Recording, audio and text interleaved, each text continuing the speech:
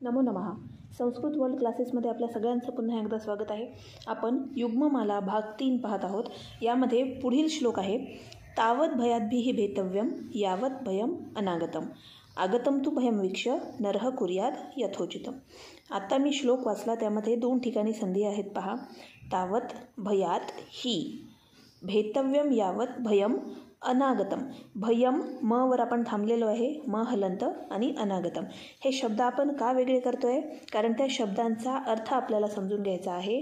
जिथे negative word आहे तिथे तो निगेटिव्ह शब्द आपल्याला दिसला पाहिजे आणि त्यानुसार त्याचा अर्थ आणि वाक्यरचना झाली पाहिजे. म्हणून या शब्दांकडे लक्ष द्या. मी पुन्हा एकदा एक शब्द सांगते, भयम अनागतम.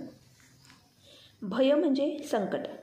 आपल्यावर कोणतंही संकट येण्याच्या पूर्वी आपण त्या संकटाचा सामना कसा करायचा याबद्दल आपण विचार करतो किंवा तशी काळजी आपण घ्यायला पाहिजे असं यामध्ये सांगितलेलं आहे. यावत आणि तावत युग्म म्हणजे जोडी, आणि आपण पाहतो आहे की शब्दांच्या जोड्या जसे अव्यय आहेत इथे, यदा तदा यावत तावत. यावत म्हणजे जोपर्यंत आणि तावत म्हणजे तोपर्यंत. यावत भयम अनागतम म्हणजे जोपर्यंत संकट अनागतम आलेले नाहीये तोपर्यंत आपल्याला काय करायचं आहे?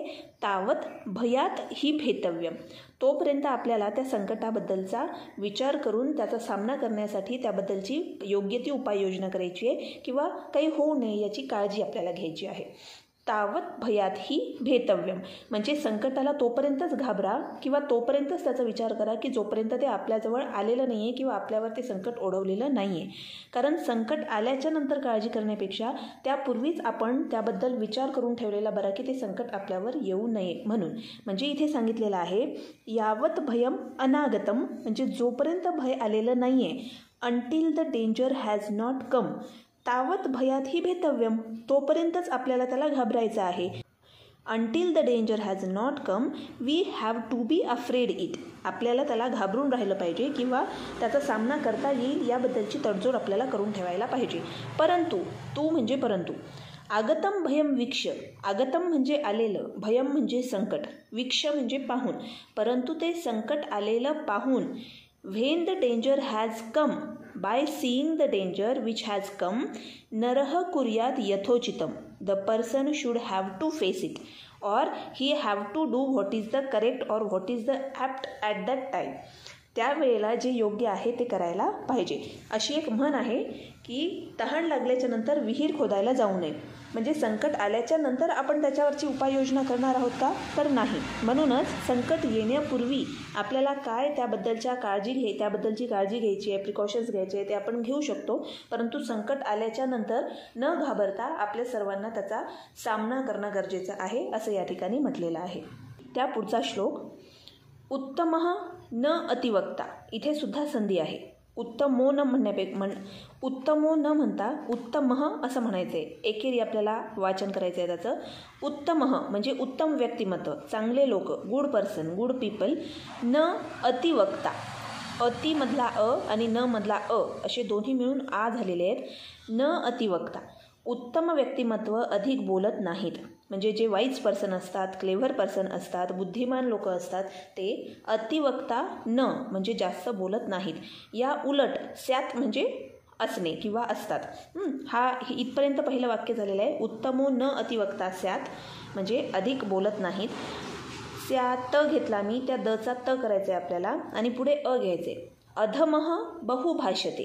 अधमः म्हणजे नीच प्रकारचे लोक, म्हणजे जे विद्वान नाही आहेत, जे हुशार नाही आहेत, ते फक्त बडबड करणारे असतात, असे जे लोक आहेत ते बहुभाष्यते. अधमः किंवा नीच प्रकारचे लोक हे बहुभाष्यते म्हणजे खूप बोलतात, खूप टॉकेटिव्ह असतात. याला कशाची उपमा दिली आहे? तर याचं उदाहरण देत असताना आपल्याला सोने आणि कांस्य धातू या 2 धातूंची तुलना एकमेकांशी केलेली आहे. ज्याप्रमाणे सोन्याला आपण सगळ्या धातूंमध्ये श्रेष्ठ मानतो, उच्च प्रतीचं मानतो किंवा उच्च दर्जाचं मानतो. हे सोनं जे आहे ते जरी खाली पडलं, आपल्या हातातून सटकून खाली जरी पडलं तरी सुद्धा त्याचा एवढा आवाज होत नाही जितका कांस्य धातूचा होतो किंवा इतर धातूंचा होतो. सुवर्णे न ध्वनीही तादृक यादृक कांसे प्रजायते. आता या ठिकाणी 2 युग्म आलेले आहेत, म्हणजे एक जोडी आलेली आहे या 2 अव्ययांची युग्म. म्हणजे जोडी, यादृक आणि तादृक. तादृक म्हणजे त्या प्रकारची, यादृक म्हणजे या प्रकारची. ज्या प्रकारे कांस्य धातू आवाज करतो, कांसे प्रजायते, ज्याप्रमाणे कांस्य धातू आवाज करतो, तादृक सुवर्णे न ध्वनिही, त्याप्रमाणे सोने आवाज करत नाही. याचीच उपमा उत्तम व्यक्तिमत्वाशी जोडलेली आहे. सोने जसे उत्तम दर्जाचे आहे, त्याचप्रमाणे उत्तम दर्जाचे लोक किंवा हुशार बुद्धिमान लोक हे कधीही अति बडबड करत नाही, परंतु नीच दर्जाचे लोक जे असतात ते अधिक बोलणारे असतात. आता याचंच इंग्लिशमध्ये ट्रान्सलेशन कसं होईल? Good नेचर्ड people does not talk unnecessarily, means they are not talkative, but the bad person they always talkative, means they talk a lot or unnecessarily. For example, gold does not make so much noise, but the zinc alloy make a louder noise. अशा प्रकारे दोन व्यक्तीची किंवा दोन व्यक्तिमत्वांची तुलना इथे केलेली आपल्याला दिसून येते. आता त्या पुढचा श्लोक. यादृशं वपते बीजं क्षेत्रम आसाद्य कर्षकः सुकृते दुष्कृते वापी तादृशं लभते फलम. इथे यादृशम तादृशम हे दोन अव्यय आलेले आहेत. यादृशम म्हणजे ज्या प्रकारचं, तादृशम म्हणजे त्या प्रकारचं. यादृशम वपते बीजम, वपने म्हणजे बीज रोवणे किंवा बीज पेरणे, सोव्स द सीड्स. ज्या प्रकारचं बीज, कर्षकः म्हणजे शेतकरी, क्षेत्रम आसाद्य म्हणजे आपल्या शेतीमध्ये रोवतो किंवा पेरतो. आपल्या शेतीमध्ये ज्या प्रकारच्या बीजाची तो पेरणी करतो त्या प्रकारचं. सुकृते दुष्कृते वा हे दोन अँटॉनिम्स आहेत, म्हणजे विरुद्धार्थी शब्द आहेत.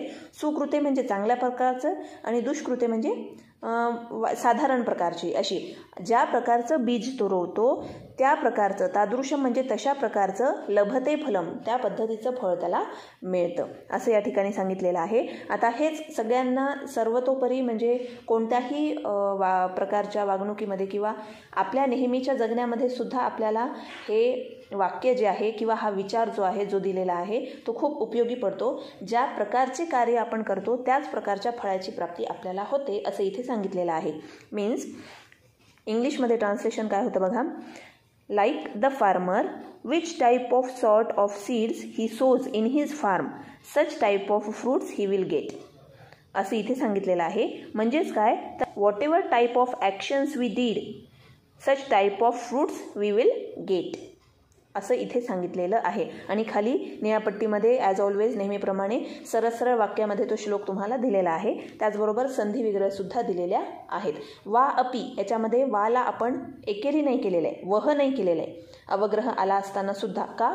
कारण वा हे अव्यय आहे, वा म्हणजे किंवा, तर त्याच्यामध्ये बदल होत नाही, त्याला विसर्ग लावता येणार नाही, म्हणून फक्त आपण पुढे अपीचा अ घेतलेला आहे. तर अशा प्रकारे सर्वांनी त्या श्लोकाचं भाषांतर करायचं आहे. श्लोक पुन्हा पुन्हा वाचायचा आहे, शब्दांचा विग्रह करायचा आहे, अर्थ समजून घ्यायचा आहे, म्हणजेच तुम्हाला संस्कृतचं वाचन आणि त्याचं भाषांतर सोपं जाईल. युग्ममाला यातील श्लोक, त्याचे भाषांतर तुम्हाला कसे वाटले ते मला जरूर कळवा. अजून कुठला भाग तुम्हाला कठीण जातो आणि त्याबद्दल तुम्हाला माहिती हवी असेल तर ते सुद्धा मला तुम्ही सांगू शकता, विचारू शकता. तशा प्रकारचे व्हिडिओ काढून आपण यूट्यूबवर अपलोड करूया. चॅनलला लाईक करा, शेअर करा, सबस्क्राईब करा.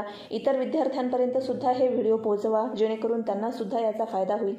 आपण लवकरच नवीन विषयासोबत, नवीन भागासोबत भेटणार आहोत. तोपर्यंत नमो नमः. धन्यवाद.